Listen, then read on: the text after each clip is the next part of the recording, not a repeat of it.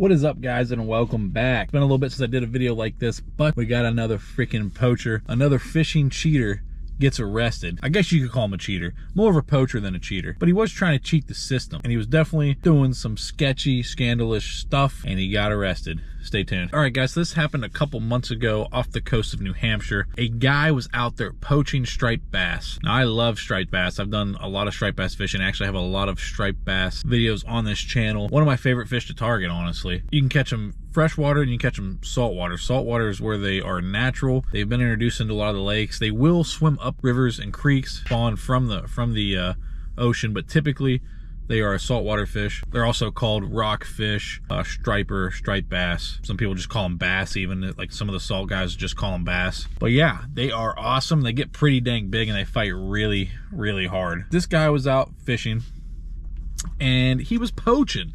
And everybody could see him. There's like, typically, I don't know if you guys have ever gone striped bass fishing off the coast, but typically there is a huge school of striper pushing a huge school of bait, whether it be menhaden or mullet or whatever. Usually the striper are all schooled together, you know, going after that bait. And so usually there's a ton of boats on the school. So this guy was probably fishing right next to dozens of other people. All the other boats could tell this guy was keeping oversized striper because there's a slot limit basically, and the fish have to be between 28 and 31 inches in New Hampshire, and this guy was, 28 to 31 inches. That's not a very big striper.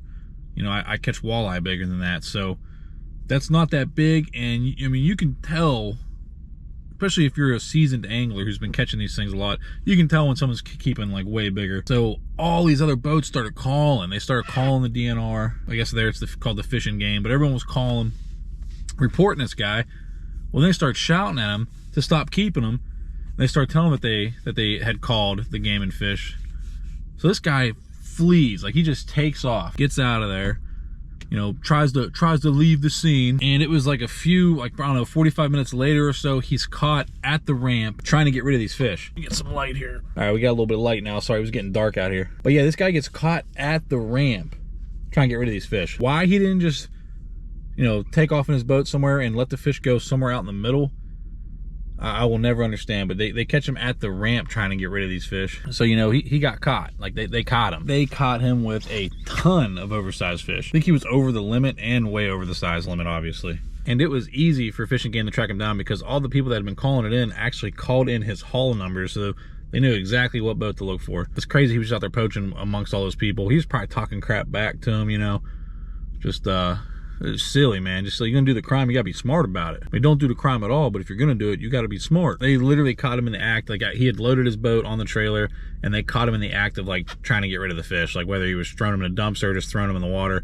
they caught his ass. So there's really no arguing or explaining that. Like, you're literally caught red-handed. You have all these fish that you're trying to get rid of. You're caught. You can't even try to lie at that point. Like, you're just completely screwed. So it sounds like they interviewed him at the scene right there, and he just confessed. Because like I said, what else are you gonna do? Like, you're caught. He confessed, and I guess he had a commercial license. He was gonna try and sell the fish using his commercial license. So I'm not really sure how all that works. Maybe if he would have caught them in like a net or something, he could have caught them legally. I don't really know how that works. That's interesting. I need to like look that up. Probably should look that up before this video, but if you guys know, comment below, let me know why it matters that he has a commercial license. Because he was going to try and sell them, and for money, obviously, for profit. And I don't know, I guess the size limit doesn't matter there, or maybe he was going to try and sell them to a different state. That's probably it, honestly. He's probably going to try and use his commercial license to sell them from a different state, because he's from Massachusetts. This happened in New Hampshire. Who knows? Yeah, he had a striped bass permit in Massachusetts, so that's my guess, is he could sell them. They would have been legal fish in Massachusetts maybe, but not New Hampshire. That's what I think's going on here. So this fisherman was actually fined for a license violation and also fined for every single fish that he had over limit.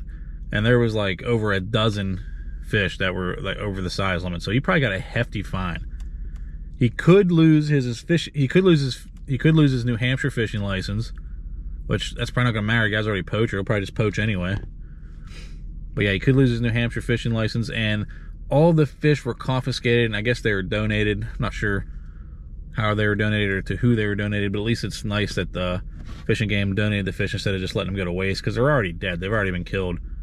Might as well donate them to someone who's hungry. I doubt I doubt this guy's going to face any jail time. I'd be really surprised if he does. It sounds like he's probably just going to get a hefty fine and potentially lose his license, but if he does, he'll only lose it in there. I don't know if that's would be, if you lose your license, I wonder if that's like a forever thing or if it's just like for a few years. I guess it kind of depends. Yeah, guys, you should not poach.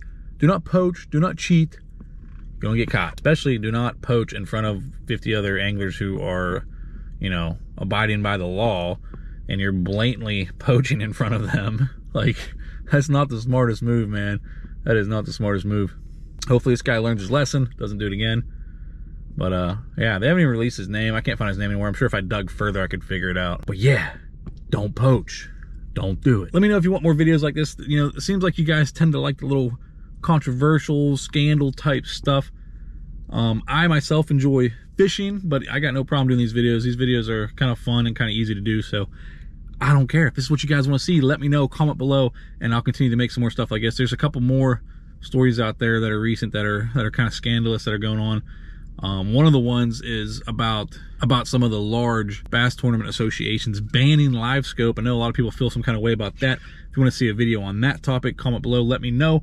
But all right, guys, that is all I have for you. Thank you so much for watching. If you haven't already, please smash the subscribe button, hit the like button, and I'll see you next time.